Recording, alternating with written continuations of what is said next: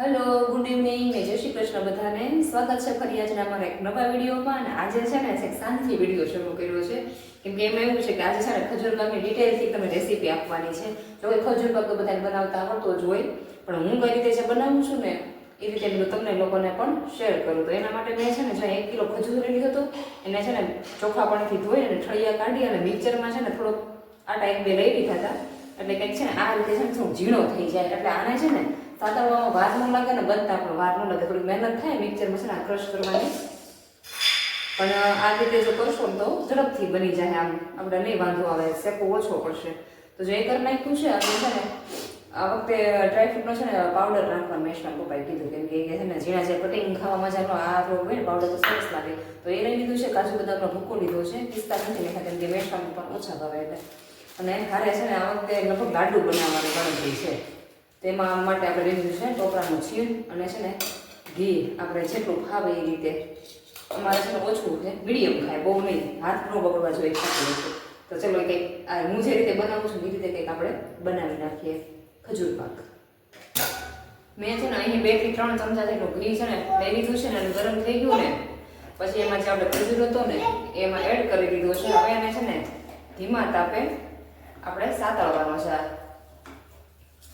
જ્યાં સુધી આમાંથી પાણી કે ઓલું જે હોય ને ભેજ જેવું થાય નહીં, ખાવ એક રસ ન થઈ જાય ને ત્યાં સુધી આપણે સાતળવાનું છે. આને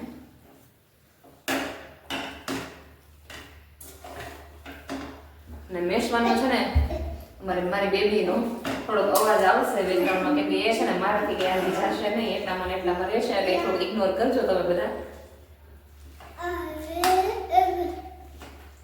મીઠું તમારે બેસવું છે દીકરા?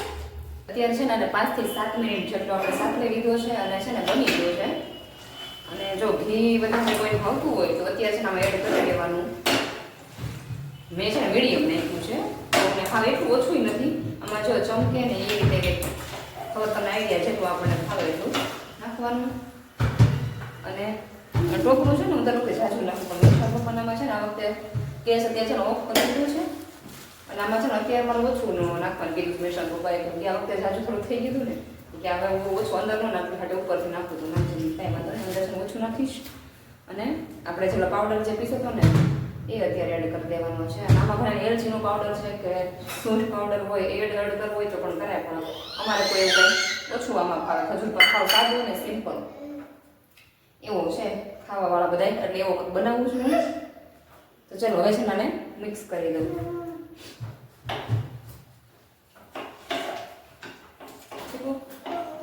આમાં ઘણી વાર એવું લાગે કે ઘી આપણું છે ને વધારે થઈ ગયું છે, અને જ્યારે આપણે પાવડર અને ટોપરો આપણે એડ કરીએ ને ડ્રાયફ્રૂટનો પાવડર ને એ જ્યારે નાખીએ પછી મિક્સ કરીને ઘી છે ને ઓટોમેટિક છે ને ઓછું થઈ જાય એવું લાગે, કેમ કે આ બધા ડ્રાયફ્રૂટ છે ને ઓછું થઈ જાય એક્સ્ટ્રા હોય ને એ ઘી, એટલે વાંધો ન આવે. કદાચ એક્સ્ટ્રા ક્યારેક વધારે થઈ ગયું હોય ને તો એ રીતે પછી છે મિક્સ કરી લઈએ. પહેલાં તો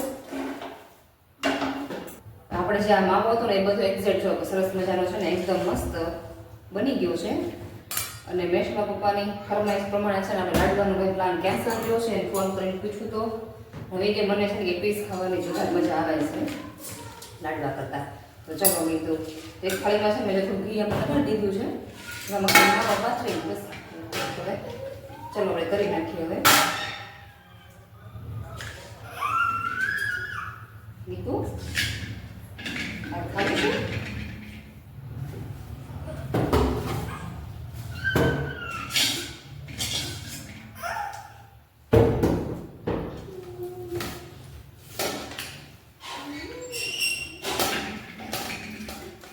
ચેકું એ દીકું અખી પેલા બેન છે અત્યારે જો સરસ મજાને આપણે પાથરી લીધું છે. જેટલા આપણે જાડા પાતળા પીસ જોવે એ રીતે છે ને પાથરી લીધું છે. હવે છે ને જે ઠરી જાય નોર્મલ આપણે થઈ જાય પછી આને છે ને પીસ જેટલા નાની મોટી સાઈઝના જોઈએ એ રીતે પાડી લઈશું.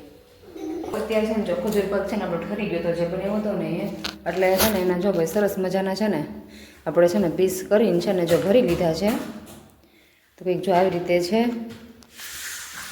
અને અત્યારે છે ને આપણે વિડીયોનો પણ છે ને અહીં છે ને એન્ડ કરીએ છીએ. જો વિડીયો ગમ્યો હોય તો લાઈક શેર અને સબસ્ક્રાઈબ. મળીએ આવતીકાલના એક નવા વિડીયોમાં.